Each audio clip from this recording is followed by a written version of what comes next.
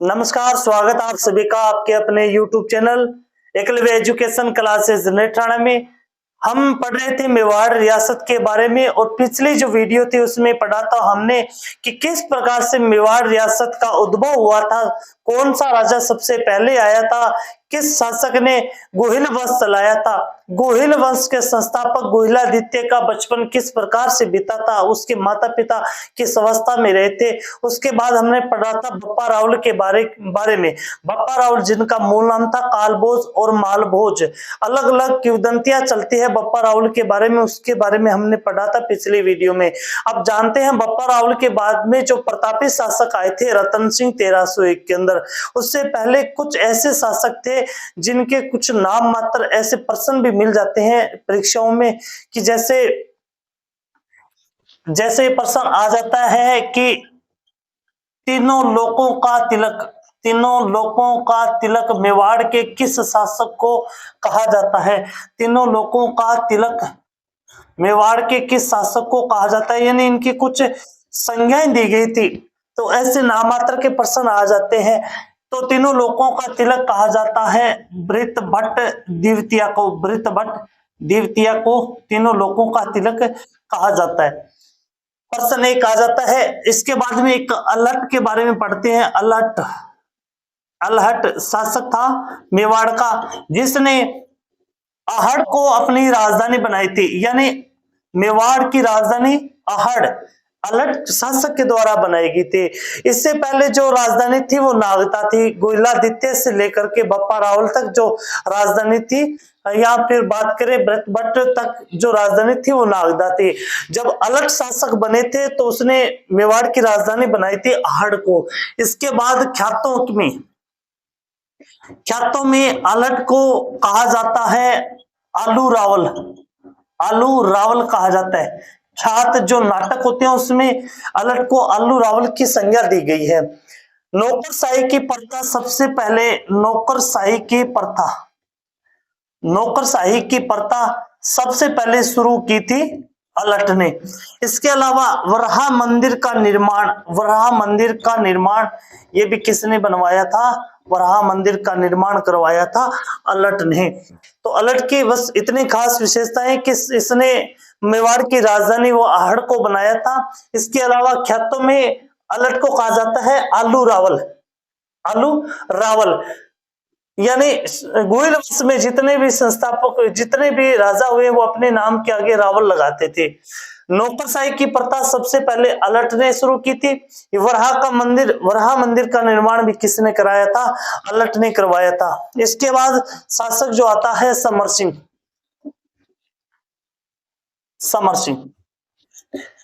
मेवाड़ का जो अगला प्रतापी शासक माना जाता है वो है समर सिंह।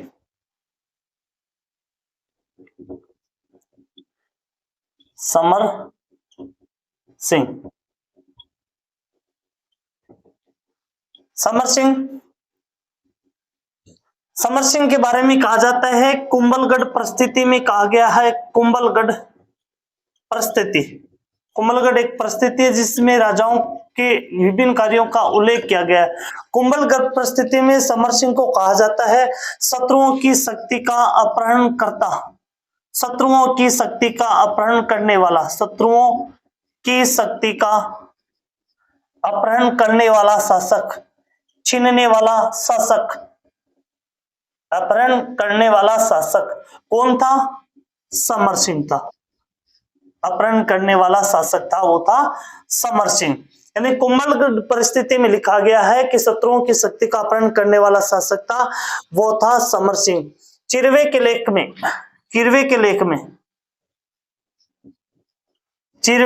में लिखा गया है कि समर सिंह एक ऐसा शासक था जो शत्रुओं को शेर की भांति, शत्रुओं की शक्ति को सिंह की भांति खत्म कर देता था। सिंह की भांति खत्म कर देता था, यानी समाप्त कर देता था, खत्म कर देता था। तो समर सिंह के बारे में जो उल्लेख किया गया है तो कुंभलगढ़ परिस्थिति में लिखा गया है कि शत्रुओं की शक्ति को अपहरण करने वाला शासक था वो समर सिंह था। इसके आगे चिरवे का लेख है, उसमें लिखा गया कि शत्रुओं की शक्ति को एक सिंह के समान समाप्त करने वाला शासक था वो समर सिंह था। बड़ा बहादुर और शक्तिशाली शासक बना था। समर सिंह के दो पुत्र थे। समर सिंह के दो पुत्र थे, एक तो रतन सिंह, रतन सिंह, और दूसरा जो पुत्र था उसका नाम था कुंभकर्ण। कुंभकर्ण। रतन सिंह जो आगे चल करके मेवाड़ का शासक बना था 1301 में।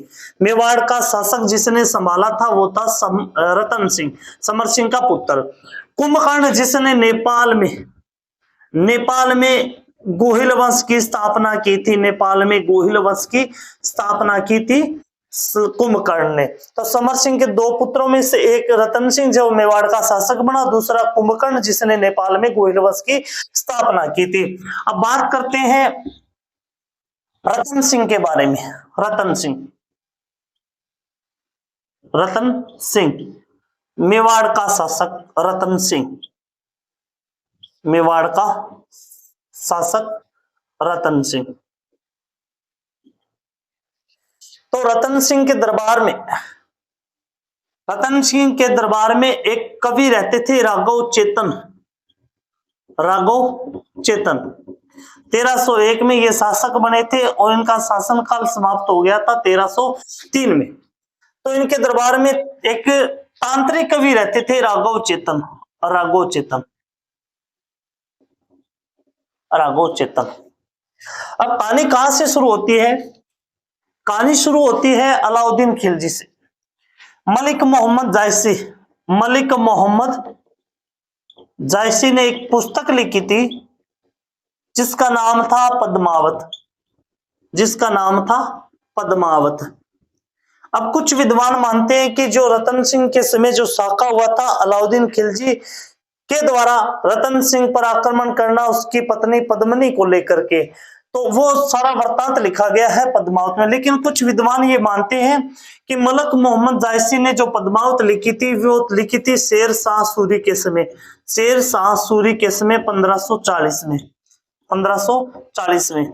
तो इस पुस्तक में उसने काल्पनिक बातें लिखी है, जबकि ये रतन सिंह का सारा वृत्तांत जो घटनाक्रम है वो 1302 का था। तो कुछ विद्वान इसे गलत भी मानते हैं। अब क्या कहती है पद्मावत, ये देखो आप पद्मावत। अब पद्मावत के अनुसार एक बार सिंहल द्वीप जिसे वर्तमान में श्रीलंका कहा जाता है, वहां के शासक थे गंधर्व सेन। सिंहल द्वीप जिसे वर्तमान में श्रीलंका कहा जाता है, उनके शासक थे गंधर्व सेन। उनकी पुत्री का नाम था पद्मिनी एक तोता पाला करती थी, तोता जिसको वो प्यार से कहती थी हीरामन, जिससे हिंदू धर्म में सुदर्शन लोचन कहा जाता है हीरामन। उसके तोते का नाम था हीरामन। एक बार हीरामन अपने पिंजरे से उड़ करके कहीं जंगल में चला गया। वहां पर उसको शिकारी ने पकड़ लिया। शिकारी ने इसे एक ब्राह्मण को बेच दिया। ब्राह्मण ने इस तोते को खरीद लिया और ये इस ब्राह्मण ने उस तोते को रतन सिंह शासक को दान में दे दिया। तो एक दिन रतन सिंह का दरबार लगा हुआ था, उसके दरबार में बैठा हुआ था हीरामन तोता। तो इस तोते ने क्या काम किया? हीरामन तोते ने रतन सिंह के सामने गंधर्व सेन की पुत्री पद्मिनी की सुंदरता का वर्णन रतन सिंह के सामने कर दिया, बढ़ा चढ़ा करके। तो रतन सिंह उसकी बातें सुनकर के पद्मिनी के चेहरे को निहारते हुए कल्पना रूप में से निहारते हुए पद्मिनी पर मोहित हो गया। अब उसने ठान लिया रतन सिंह ने कि वह जाएगा सिंहल द्वीप और पद्मिनी के साथ शादी करेगा। तो वह एक साधु के वेश में निकल पड़ा और सिंहल द्वीप जहां गंधर्व सेन का दरबार लगा हुआ था वहां के बाहरी आवरण में जाकर के वह भीख मांगने लगा। तो जिस प्रकार से रतन सिंह साधु के वेश में गया और गंधर्व सेन के दरबार में जैसे भी वह हाजिर हो गया, जब गंधर्व सेन को यह पता चला कि यह मेवाड़ का शासक है तो उसका पूरा वृत्तांत जाना कि रतन सिंह उसके दरबार में क्यों आया है। जब गंधर्व सेन को यह पता चला कि रतन सिंह उसकी बेटी पद्मिनी के साथ शादी करने के लिए है, तो उसने हंसी खुशी पद्मिनी की शादी है वो रतन सिंह के साथ कर दी। अब पद्मिनी को लेकर के रतन सिंह मेवाड़ के दरबार में आ गए, अपने दुर्ग चित्तौड़गढ़ दुर्ग में आ गए। चित्तौड़गढ़ में अब चित्तौड़गढ़ में वो अपनी पत्नी पद्मिनी के साथ रहने लगा।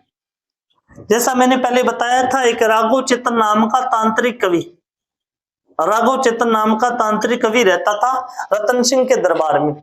वह काला जादू करने में माहिर था, टोना टोटका करने में माहिर था। जब इस बात का पता पद्मिनी को चला तो उसने यह सारा वृतांत रतन सिंह को बता दिया। रतन सिंह ने राघव चेतन को अपने दरबार से निकाल दिया। अब राघव चेतन गुस्से में होकर के दिल्ली के शासक, दिल्ली में शासक था अलाउद्दीन खिलजी, अलाउद्दीन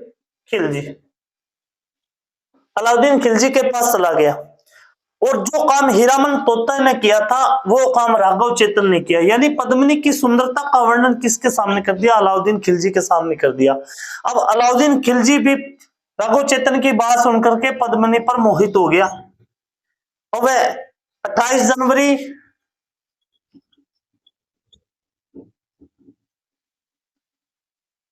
1303 को 28 जनवरी 1303 को यह चला मेवाड़ की ओर, चित्तौड़ की ओर, और पद्मिनी को हासिल करने की मनसा इसकी थी। जब वह रतन सिंह के दरबार में पहुंचा,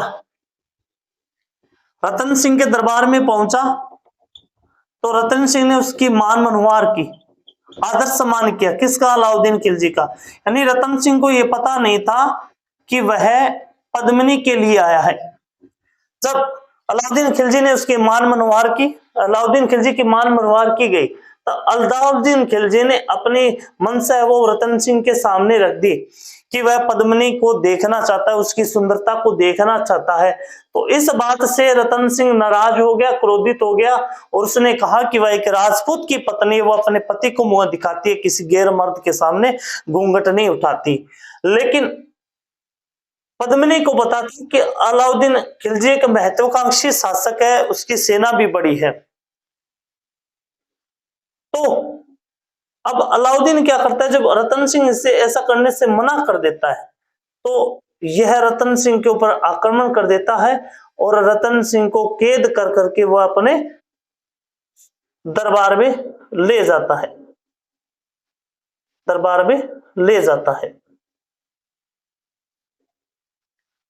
जब रतन सिंह को बंदी बना लिया तो पद्मिनी ने सहायता मांगी थी अपने चाचा और भतीजा से, वो थे गोरा व बादल। इनकी सहायता मांगी।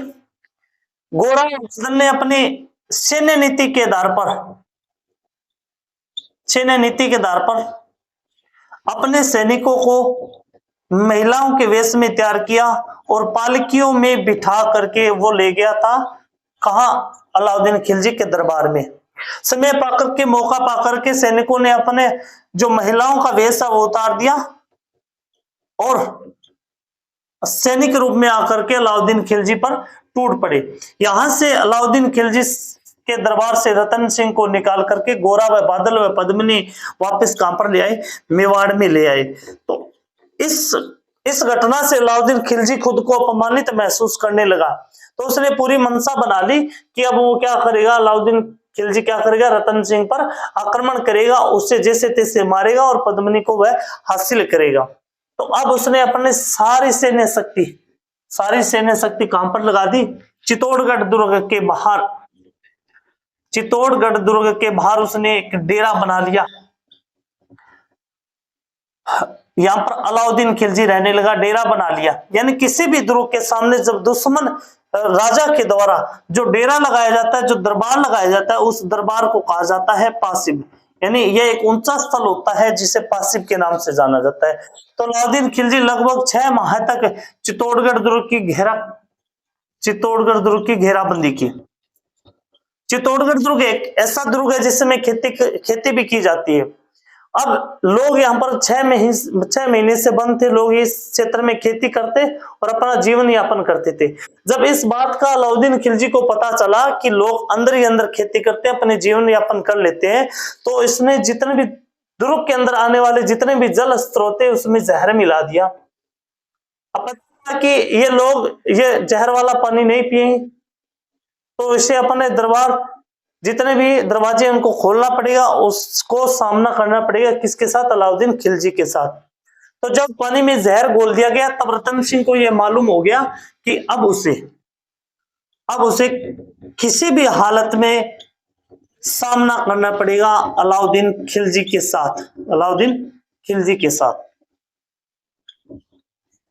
तो रतन सिंह ने गोरा व बादल के साथ केसरिया धारण किया और इनकी पत्नी पद्मिनी ने लगभग 1600 रानियों के साथ जोहर किया था। जब केसरिया और जोहर होता है तो वहां पर उस स्थिति को कहा जाता है साका। तो यह मेवाड़ का या चित्तौड़ का तो पहला साका था जो 1303 में हुआ था, और राजस्थान का यह दूसरा साका था। 1303 में यह साका हुआ था। तो इसमें रतन सिंह गोरा व बादल केसरिया में शहीद हो गए थे। यानी केसरिया का मतलब क्या होता है कि यह केसरिया पगड़ी होती है जो धारण की जाती है युद्ध के दौरान। तो इस पगड़ी को धारण करने के बाद ये इनके एक मंशा होती है कि ज्यादा से ज्यादा दुश्मन को मारा जाए। उसके बाद जो जौहर होता है, जौहर के अंदर एक बड़ा सा कुंड खोदा जाता है जिसमें आग लगाई जाती है या पानी से भरा जाता है। तो उसमें पहले बच्चों को, फिर बूढ़ों को और फिर रानियों के द्वारा इसमें आहुति दी जाती है। तो इस प्रकार से यह मेवाड़ का पहला साका हुआ था 1303 के अंदर, और चित्तौड़ का भी यह पहला साका था, जबकि राजस्थान का यह दूसरा साका था। अब यहाँ पर अलाउद्दीन खिलजी को कुछ भी हाथ नहीं लगा, क्योंकि चारों ओर क्या था? राख का ढेर था, लाशें ही लाशें थी, राख का ढेर व लाश ही लाशें थी। तो इस कंडीशन से अलाउद्दीन खिलजी वो घबरा गया था, क्रोधित हो गया था। तो उसने जितने भी मेवाड़ के अंदर जनता थी, लगभग बताया जाता है कि 30,000 की जनता थी, सभी का कत्लेआम करवा दिया था। कत्लेआम करवा दिया था अलाउद्दीन खिलजी ने। और यहां पर मेवाड़ अधिकार करने के बाद उसने अपने पुत्र खिजर खां को यहाँ का शासक बना दिया। और खिजर खां जैसे ही शासक बना, मेवाड़ का नाम बदल करके उसने खिजराबाद रख दिया, खिजराबाद। ये कहानी थी पद्मावत के अनुसार। कुछ विद्वान इससे गलत बताते हैं, क्योंकि कुछ विद्वानों का कहना है कि अलाउद्दीन खिलजी ने पद्मिनी के लिए नहीं, जबकि अपने साम्राज्य को बढ़ाने के लिए 1303 में मेवाड़ पर आक्रमण किया था। बताया जाता है कि 1301 में अलाउद्दीन खिलजी ने रणथंभौर दुर्ग पर आक्रमण किया था। वहां पर राजस्थान का पहला साका हुआ था। वहां पर हमीर के द्वारा केसरिया धारण किया गया था, और वहां पर जल जोर हुआ था, रंग देवी के द्वारा जल जोर, ये 1301 में था। तो यह राजस्थान का पहला साका था। उसके बाद उसने रणथंभौर को जीतने के बाद, सवाईमाधोपुर को जीतने के बाद उसने मेवाड़ की ओर प्रस्थान किया। वहां पर 1303 में राजस्थान का दूसरा साका हुआ था।